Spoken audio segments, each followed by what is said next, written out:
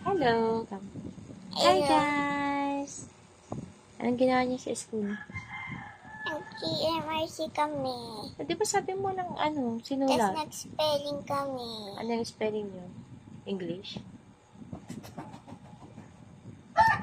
Nakalimutan ko na. Nge. English ba o Tagalog? Ano yun? Quiz. English ata? Quiz. Quiz niyo? Hindi. No, yun. Madali mo lang. No. Nagsulat kami sa mathematics. Anong sinulat niyo? Hmm. Naintindihan mo yung sinulat niyo? Ay, pinag-aaralan niyo? Opo, pero hindi ko pa alam yung sinusulat ni teacher kasi narinig ko lang ngayon. Kaya nga, ano yun eh. Pero naintindihan mo na. Naintindihan mo yung ano ninyo. Pinag-aralan niyo. Opo. Ano yun na? Math. Ay, minus. Opo. Ano nga? Paano nga? Parang 55 times 11. Oh? Ano sagot eh? 41. 55! 41. Minus 11, 44. Saan ka nakakita yung isa, 55, parehas na 55. Tapos, 11, parehas na 11. Paano 41? Di parehas din yung sagot. Mali yung sagot mo. Di ba yung isa, yung tens, yung 5 tas 1, naging 4. Tas yung ones, yung 1 na lang, pipili ko. Ano yun? Hindi ko maintindihan yung sinasabi mo. Hi guys! Mami, nagkaya na tayo. Welcome to our channel! Ito yung convo namin today. Hindi kasi siya pumasok sa school dahil nga may diarrhea. Nagda-diarrhea siya. Tapos kagabi, yun nga, mainit siya. Mamaya makapugsit doon sa school. Di syempre, nakakahiya. Tsaka tubig na kasi yung lumalabas dun sa pit niya. Tubig. Kaya kagabi nga, nilagnat siya. Kaya mahirap din. Pero ngayon okay na siya. Ngayong umaga. Kaya lang puyat-puyat din dahil nga maya sumasakit yung tiyan. Tapos, yun nga, tumatae. 3 times na siyang tumae ngayong araw na to. Tapos kaninang madaling araw, 1:30, tumae ulit ng 2 beses. Yun nga, tubig yung lumalabas. Tapos, kahapon, ilang beses din. Parang 5 beses yata.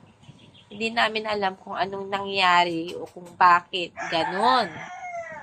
Siguro kako may nakain siyang hindi kaaya-aya or parang food poison ba? Ganon. Hindi pa, expired yung kinain. Hindi pa expired. Pero bakit nagtae ka? Hindi nga natin alam. Hindi namin alam kung anong cause or ano yung kinain niya na hindi nag-ano dun sa tiyan niya.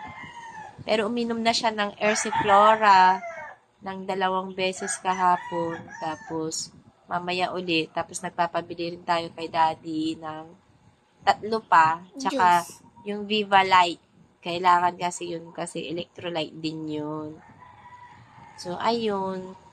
Pero, balak nitong babaitang to na pumasok mamayang hapon. Dahil ayaw nga niyang umabsent. Parang, ito na yung first time niyang umabsent eh. First time siyang umabsent. Kaya parang, syempre, sayang din yung perfect attendance. Kaso nga lang, syempre, excuse nga. No choice. Pero tingnan nyo naman, bibo. Ang pangit naman nito.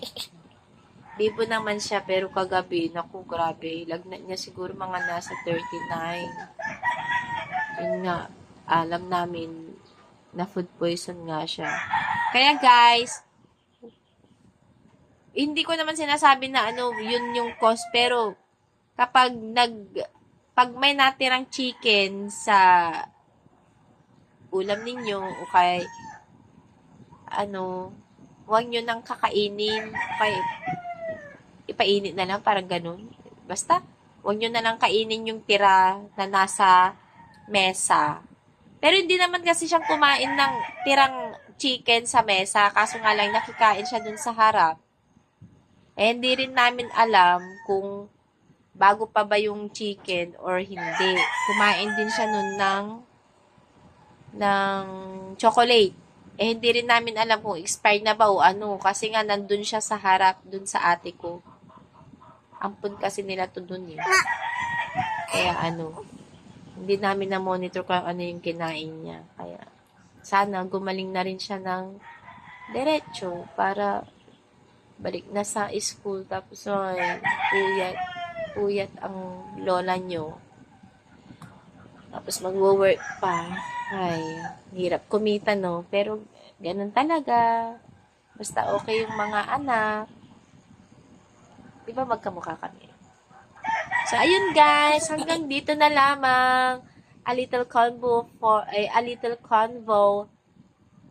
from me and my youngest daughter. My bunso. Love you. Love you. Oh, mababi ka na si Ren. Bye-bye. Bye-bye.